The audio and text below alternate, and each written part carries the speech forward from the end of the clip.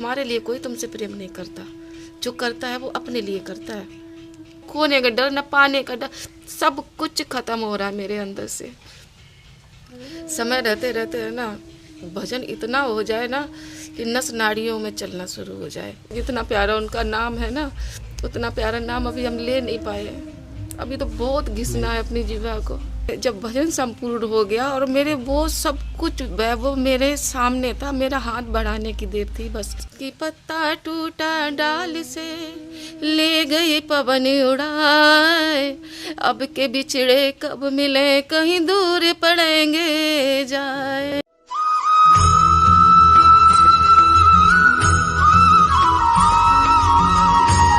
आप सभी प्रेमियों को जय श्री राधे राधे। प्रेमियों, श्री जी की कृपा से, ठाकुर जी की कृपा से आप और हम लगातार जो सतत रूप से साधु महात्माओं, त्यागी तपस्वी संतों के, साधकों के और महान चिंतकों के संतों के दर्शन हम सहज में प्राप्त कर पा रहे हैं। प्रेमियों, ये श्री जी की कृपा है। और आज फिर प्रेमियों हम उन दर्शनों में उपस्थित हैं प्रेमियों, जिनकी कहीं ना कहीं बहुत आप सभी के प्रेम भरे कमेंट के माध्यम से हमें जो आग्रह प्राप्त हो रहा था कि इन मैया के दर्शन हमें पुनः कराइए। यानी उन्हीं मैया के चरणों में हम आए हुए हैं आज। और प्रेमियों, कहीं ना कहीं मैया का जो चिंतन है, जो समर्पण है, जो त्याग है, जो तपस्या है, भजन है, वो कहीं ना कहीं प्रेमियों बहुत ऊंचे स्तर को है। क्योंकि मैया ने उस अवस्था पे जो सब सांसारिक मोह ठाकुर जी की कृपा से त्याग दियो, जहाँ पे कहीं ना कहीं हमें ये चुनना पड़े कि संसार, सुख दुख और यानी तमाम व्यवस्थाएं, सुव्यवस्थाएं आदि आदि को जब चुनाव करना पड़े, उस समय पे मैया ने विरक्त भाव चुनो। तो ये प्रेमी बहुत दुर्लभ दर्शन है। जैसी छवि आप मीराबाई की देखते हैं, जैसे मीराबाई जैसे ठाकुर जी के प्रेम में पागल हो गई थी, तो ऐसे ही मैया का भाव है। अब आप उन्हें प्रेमी मैया कहें, दीदी कहें, साध्वी कहें, माता कहें, जैसा भाव है आपका कहें, पर वो सच में कहीं ना कहीं हमारा जो भाव है मैया के प्रति, कि वो मीराबाई जैसा भाव रखती हैं ठाकुर जी के प्रति और सब कुछ न्यौछावर कर चुकी हैं। अब उन्हें कुछ भी नहीं चाहिए। संसार के ऐसे भी पड़ाव आए मैया के जीवन में कि जहाँ पे मैया ने खूब वैभव को भी त्यागा है, हर कष्ट भी सहे हैं। यानी ऐसे ऐसे भाव के साथ मैया उपस्थित हैं मैया के चरणों में हम। और प्रेमियों, कहीं ना कहीं आप सभी का एक विशेष आग्रह रहा था कि मैया के दर्शन हम कैसे कर सकते हैं। तो उसके लिए प्रेमियों एक यानी कि कहीं ना कहीं मैया का जो कोई ऐसा संपर्क सूत्र तो प्रस्तुत करना संभव नहीं है, क्योंकि मैया साधु हैं, संत हैं, तो वो उनके निजी भाव होते हैं, उनके सिद्धांत होते हैं, संकल्प होते हैं। तो उसको भी देखते हुए प्रेमियों, तो मैया जब बरसाना में उपस्थित होंगी, यानी जब आप चाहें प्रेमियों, मैया से जब दर्शन करने की इच्छा हो, मैया से भेंट करने की इच्छा हो, दंडवत करने की इच्छा हो, तो आप आ सकते हैं बरसाना में। लठामार होली पे जो फूलों वाली होली का दिन होता है, उस समय मैया यहीं चतुर्भुज आश्रम में ब्रजभानु कुंड पे मैया शाम के समय वहाँ पे उपस्थित होती हैं। आप वहाँ पे आके मैया से भेंट कर सकते हैं, दर्शन कर सकते हैं। और अब प्रेमी चले मैया के श्री चरणों में। आपसे निवेदन है प्रेमियों, ये सभी के साथ साझा जरूर करना। राधे राधे राधे राधे। यहाँ पे मैया बैठ के अक्सर भजन करती हैं, तो आज हम पहुँचे मैया के चरणों में और मैया यहीं पे विराजमान है। मैया राधे श्याम मैया, दंडवत प्रणाम मैया। ये तो मैया, ये श्री जी की तरफ से कुछ प्रसादी है, आप सेवा में लेंगे। ये दंडवत प्रणाम मैया, बहुत बहुत कृपा मैया, आपके पुनः दर्शन हो गए। ये बड़ी कृपा है किशोरी जी की। मैया स्वास्थ्य कैसा मैया अभी आपको? ठीक है, बिल्कुल ठीक हो सब मैया। जो यानी कि जो आपकी जो यात्रा है, ये जो भजन मार्ग पे आप चल रही मैया, जो संसार से बैराग हुआ है, तो यहाँ में मैया अक्सर हमारे मन में ये विचार हमें कि मैया कि अब जब ये जो कहीं ना कहीं जो नारी शरीर के काज मैया बहुत सारी ऐसी रह में कि सामान्य थे वो व्यवस्था ना जुट पा में इतनी सहजता से, तो भैया इन सब के बीच में कैसा जीवन चल रहे हैं और भजन मार्ग पे आपको अनुभव अब क्या है कि पहला संसार कैसा हो गया, अब के संसार में क्या नई कोई या तो सुख हो में या फिर दुख हो में, कि क्या चीज़ में ये यहाँ पे अब अलग है वो जीवन से जो सांसारिक जीवन है? अब यह ना संसार में जितने साधन साध्य सुख के हैं, भौतिक सुख जो भी पूरे संसार के हैं, उनके पार जाके जो सुख होता है ना, जो समृद्धि होती है, वो दिखाई दे रही है। ये सब चीज़ें बहुत छोटी लग रही हैं, बहुत फीकी फीकी लग रही हैं। जैसे ये होता है ना कि एक नारी शरीर है, ये हो जाए वो हो जाए वो हो जाए, अभी ऐसा लगता है मतलब ज़रूरत ख़त्म हो गई है।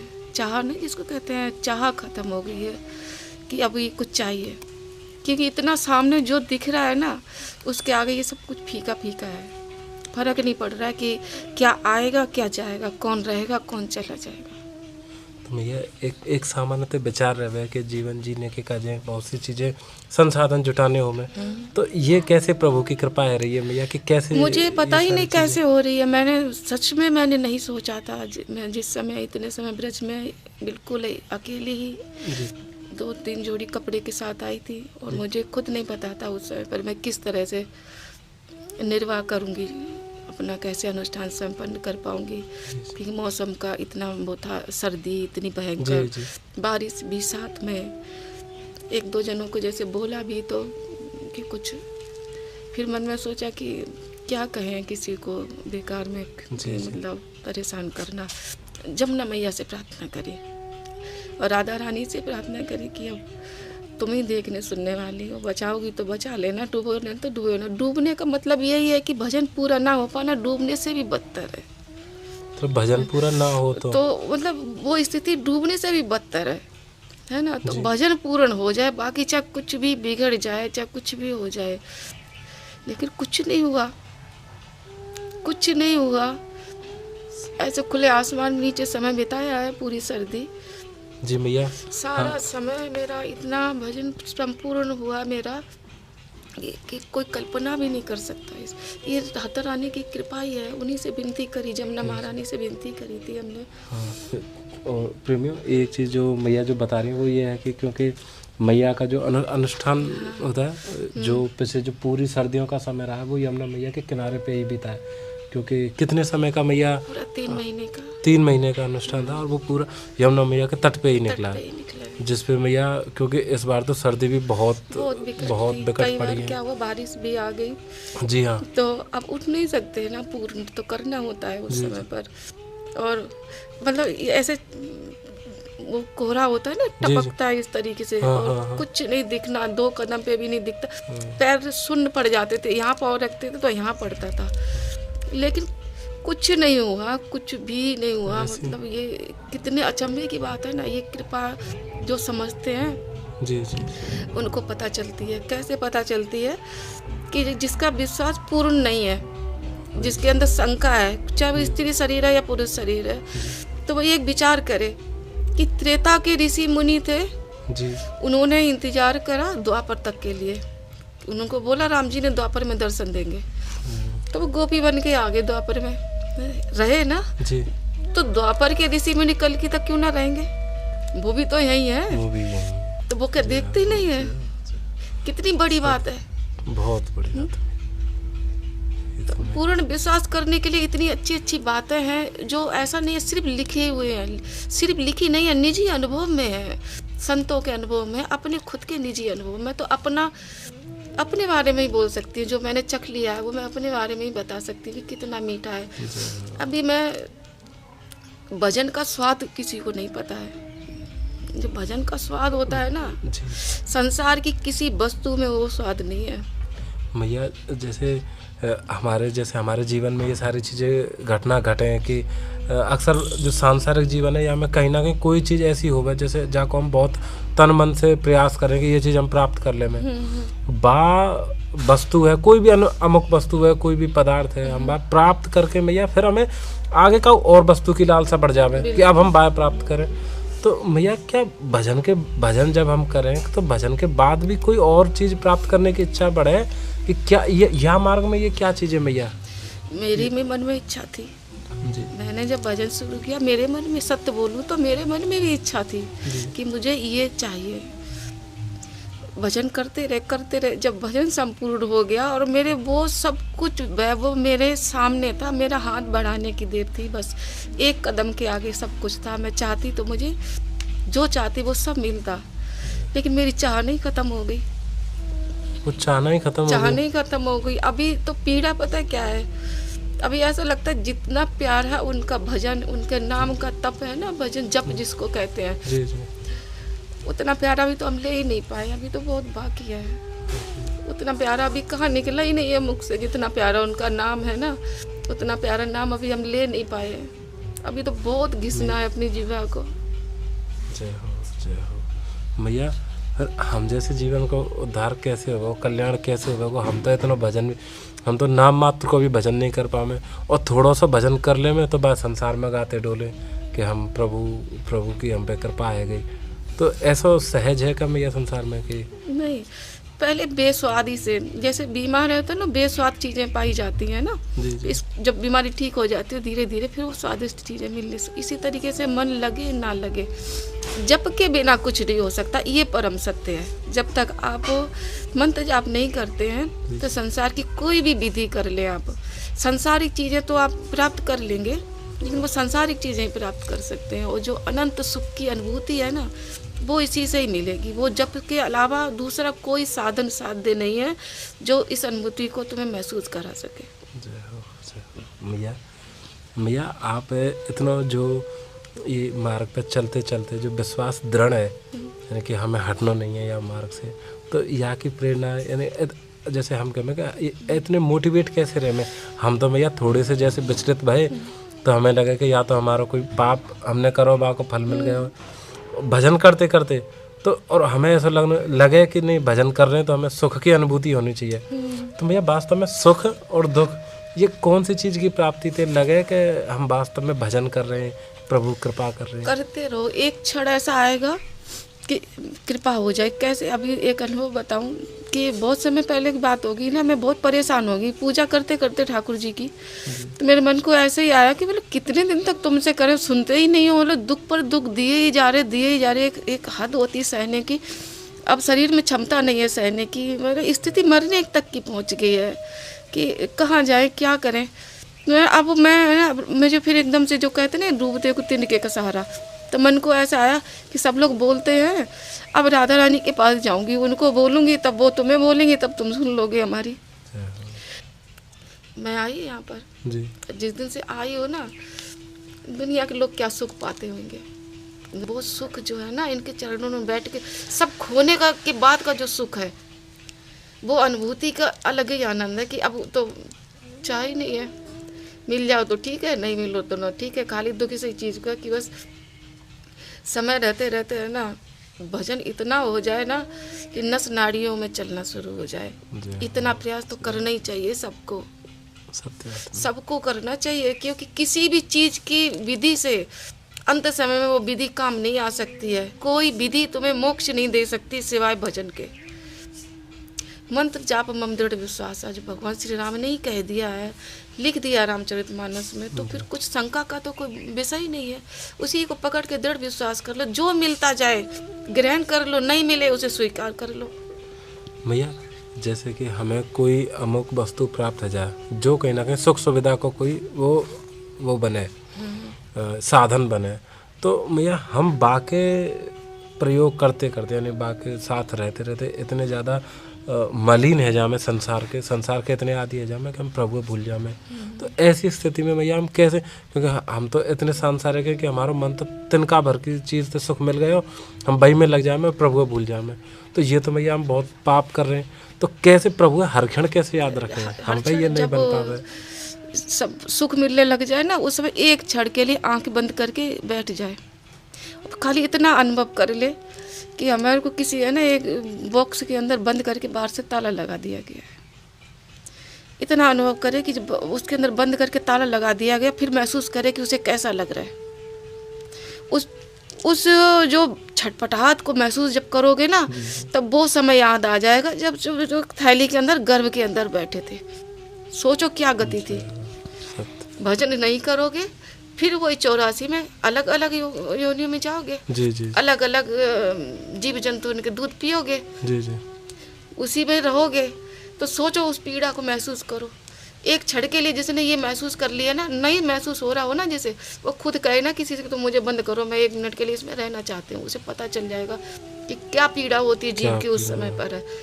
छटपटा के भजन करेगा बिल्कुल, क्योंकि हम संसार में आके भूल गए कि हम क्या चीज भोगने के बाद मनुष्य शरीर में आए। ये भूल गए ना कि कितने लाखों वो एक वो है ना कि पत्ता टूटा डाल से ले गई पवन उड़ाए, अब के बिछड़े कब मिले कहीं दूर पड़ेंगे जाए। ऐसी प्रार्थना करनी चाहिए कि ये डाल रूपी है ना, शरीर रूपी डाल है ना, इससे पत्ता आत्मा निकल गई, क्या मालूम किस गर्भ में जाके गिरेगी, है ना। क्या मिलेंगे प्रभु से? नहीं मिल पाएंगे उस समय पर। कितने गर्भ में जाएगी वो, कहाँ जाए है उड़ उड़ उड़ के। तो सोचो हम कैसे प्रभु को मिल पाएंगे। यही तो एक जन्म मिला है, उसको हम उसमें खो दें कि अब ये नहीं मिला है तो इसके लिए रोते रहें, और नहीं मिले तो हम पाने के लिए मरते। ठीक है, भौतिक चीज़ों की ज़रूरत है ना, उसके लिए कर्म करना चाहिए। कर्म करते करते लेकिन ये ध्यान रखना चाहिए ना कि कर्म पूरा हो गया, निकल जाओ। एक मन में जिज्ञासा ये है कि जैसे भजन मार्ग में आवे तो ऐसे संत जनों की वाणी से सुनिए कि इतना भी सहजना है कि प्रभु की कृपा मिल जाए। बहुत कष्ट भी झेलने पड़े, बहुत सारे यानी कि ऐसी स्थिति भी आवे कि जब हमें पीछे मुड़ने तक को भी सोचना पड़ जाए कि अब हम क्या करें, आगे जाएं या फिर छोड़ दें संसार। तो भैया आपके जीवन में कोई ऐसा पड़ाव आया हो कि जब आप विचलित है गए हो कि नहीं? अभी मतलब थोड़े दिन पहले ही आया है। जिस समय हम यहाँ पर आए थे वृंदावन के अंदर अपने अनुष्ठान के लिए जी। मैंने शायद किसी को बताया है, नहीं बताया। मैं 4 दिन तक जैसे आज रोटी पाई है तो वो टुकड़ा टुकड़ा सख्त होता नहीं चबाया जाता ना, जी, सूख जावे। जैसे आश्रम में रोटी ले ले तो छोड़ देते हैं। छोड़ने के बाद निकल गए कि जगह की व्यवस्था करनी, बैठना है। रात हो गई है, रात को आए हैं तो कुछ नहीं है, भूख लगी हुई है। वो टुकड़ा उठाया, नमक से लगा खा के पानी पी लिया, लेट के। फिर दूसरे दिन भटक रहे हैं तो बिस्किट पड़े हैं तो पानी में डुबोए हैं, खा के लेट गए हैं। किसी को कह नहीं सकते ना कि हम परेशानी में, क्योंकि अगर हम ऐसा बोलते हैं ना कि हम परेशानी में, लोग दया दिखाने लगते हैं जी। फिर और साथ में एक और बात कह देंगे कि तो आए क्यों, इस बार आए क्यों, अपने घर लौट जाओ। भैया एक जिज्ञासा ये हो रही कि जैसे आप जब भजन मार्ग में आए तो आप ऐसा विश्वास कब आया हो कि हाँ हम भी उस मार्ग यानी कि जब भगवत मार्ग के पथिक बने कि हाँ हम भी भगवत मार्ग पे ऐसे ही चलते रहेंगे, ये विश्वास कब दृढ़ भयो कि नहीं मैं भी वो मार्ग पे चल सकूं जहाँ पे इतने महापुरुष संत ज्ञानी भये, ऋषि मुनि भये, हम भी चल सकें? ये विश्वास कैसे आया भैया? मुझे कभी ऐसा लगा नहीं कि मैं स्त्री हूँ। मुझे ऐसा लगता है जैसे मैं पूर्व जन्म में भी कोई साधु हूँ। मेरा पिछला जन्म भी साधु ही रहा है, क्योंकि मेरा बैठना, मेरा बोलना, मेरी जो दैनिक क्रियाएं बहुत पहले से इसी में लगी, लेकिन ये ना सामने नहीं आ पाई जी। क्योंकि जीवन की आपाधापी, बहुत सी जिम्मेदारियां, तो वो सामने नहीं आ पाई, है ना। तो चलते रहे धीरे धीरे धीरे धीरे। एक दिन ऐसा आया, मतलब समझ ही नहीं आया कि लीला कहाँ पे प्रभु ने एकदम से ऐसी प्रकट की ना कि ऐसा हुआ कि उधर से धक्का पड़ा, इधर से उन्होंने पकड़ा। गज ग्रह वाली स्थिति हो गई कि संसार में रहेंगे तो मर जाएंगे, मार दिए जाएंगे। और उस समय उन्होंने पकड़ लिया तो समझ में आ गया कि अब तो जिंदगी दे दी इन्होंने, तो अब पीछे मुड़ के नहीं देखना है। हम प्रभु के चरणों में बैठे हुए हैं बस। भैया कभी ऐसा समय आ जाए कि हम संसार की तरफ झुकने लग जाए और प्रभु से दूर होने लग जाए, तो भैया ऐसी स्थिति में आप तो भैया देखो बहुत कृपा है ठाकुर जी की कि ठाकुर जी की कृपा मिली। हम जैसे जीव कैसे बचेंगे कि यदि ठाकुर जी की तरफ चलते चलते कहीं ना कोई ऐश्वर्य वैभव प्राप्त होने लग जाए, तो बाह्य स्थिति में कैसे समझें कि ठाकुर जी की माया का प्रभाव है, हम कैसे वहाँ से उभरें? वो उसका एक ही साधन है, लाला भजन करना पड़ेगा। ये सामने सारा वैभव रहा, मैं यहाँ बैठता हूँ, ये स्थिति हो जाएगी। ये मैं अपने बल से नहीं, ये श्री जी के बल से बोल रही हूँ। ये सत्य बिल्कुल है, सत्य। मैंने क्या कहा, सब कुछ वैभव एक कदम पर आया मेरे सामने, लेकिन मेरी आत्मा ने कहा हमें चाहिए ही नहीं इससे बड़ा वैभव। मुझे अभी दिख रहा है, अभी मुझे प्रत्यक्ष में दिख रहा है कि मेरे जीवन का सामने बिल्कुल सार सामने आ रहा है मेरे। मुझे जो चाहिए वो मुझे दिखाई दे रहा है। तो भैया जैसे जानना नहीं चाहिए, यदि फिर भी यदि ऐसा हो कि हम जैसे जीवन को मिल जाए वो जानने को कि ऐसा क्या यानी कि जो प्रभु लीला कर रहे हैं आपके साथ, कि क्या आपको जो वैभव आप बता रहे हैं कि ऐसी क्या चीज़ें भैया कि आप वह चीज़ें भी छोड़ रहे हैं कि प्रभु के सामने? क्योंकि एक दिव्य दिवाली महसूस हो रही है अपने आसपास, अपने अंदर एक दिव्य दिवाली महसूस हो रही है, एक दिव्य रोशनी महसूस हो रही है, एक दिव्य सुख, मतलब पूरे शरीर को एक अलग सी अनुभूति महसूस हो रही जो कभी नहीं हुई थी, किसी सुख से नहीं हुई थी। वो अनुभूति अकेले में महसूस हो रही है। अकेले एकांत में महसूस हो रही है। ऐसा लगता है कि जैसे हम अकेले जैसे बैठते हैं ना हम जब ना, तो हमको ये थोड़ी ना लगता कि हम अकेले बैठे हैं, हमें ऐसा लगता है जैसे हमारे पास भीड़ बैठी हुई है सुख देने के लिए। कभी मन करता कि मतलब वहीं पे वो चूल्हा रख लूँ, प्रसाद बनाऊँ, जमुना मैया को पवाऊँ, राधा रानी को पवाऊँ, ठाकुर जी ऐसा लगता है सब बैठे हुए हैं देख रहे हैं मेरे संग। बिल्कुल बिल्कुल कतई डर नहीं है, कोई भय नहीं, ना खोने का डर ना पाने का डर, सब कुछ खत्म हो रहा है मेरे अंदर से। ये मुझे नहीं पता, अब पता है ना, आप तो बिल्कुल बोल सकते हैं, हक से बोलेंगे कि ये सब राधा रानी की कृपा से हुए। उनको हमने शिकायत करी ना ठाकुर जी की, जी जी आ गए दोनों जने एक में ही समा गए। भैया एक एक अक्सर हम ऐसा प्रसंग सुने कि ठाकुर जी हमारे बहुत परीक्षा ले में और श्री जी हमारी बहुत भोली भाली सहज में कृपा करें। तो भैया आपको कैसे श्री जी के प्रति यानी ये स्नेह बढ़ो कि कैसे आप ये आपके साथ अनुभूति भई कि हाँ ठाकुर श्री जी बहुत कृपालु है। ठाकुर जी है तो ठाकुर जी भी कृपालु, पर वो कहीं परीक्षा ज़्यादा ले में। देखो कृपालु तो है ठाकुर जी, लेकिन ठाकुर जी चले नियम धर्म से हैं, और श्री जी हैं मैया, वो कुछ नियम धर्म देखती ना। बालक चाहे को मार के आ जाए, चाहे नाली में गिर के आ जाए, उन्होंने तो अपने आंचल में बिठाना ही बिठाना है। और ठाकुर जी हैं नियम धर्म वाले, कहेंगे कि चल कीचड़ में गिर के आए, पहले नहा, मतलब कि पहले भजन तब कर तब आऊँगा तेरे पास। मैया कहती तू प्रेम से आए, आ मेरे पास, वो खुद नहलाएंगी, खुद नहला धुला के साफ करके दे देंगी ठाकुर जी की गोद में, लो तुम्हारा संभालो। सत्य बात है भैया। भैया अभी जो वर्तमान की स्थिति है, क्या कोई ऐसा संबंध है संसार से कि जहाँ में आप अभी यानी कि आपको कोई मोह बंध रहे हो? नहीं, मैं इस समय पर अगर कहीं भी बैठूं, कहीं भी, चाहे मैं परिवार हो, चाहे परिचय वाले हो, चाहे घर हो, चाहे जंगल हो, मुझे हर जगह ऐसा लगता कि वृंदावन प्रकट हो गया। अब पहले पड़ता था, अब मुझे कोई डिगा नहीं सकता। मैं जहाँ बैठूंगी मुझे ऐसा लगता वही वृंदावन मेरे साथ प्रकट हो गया।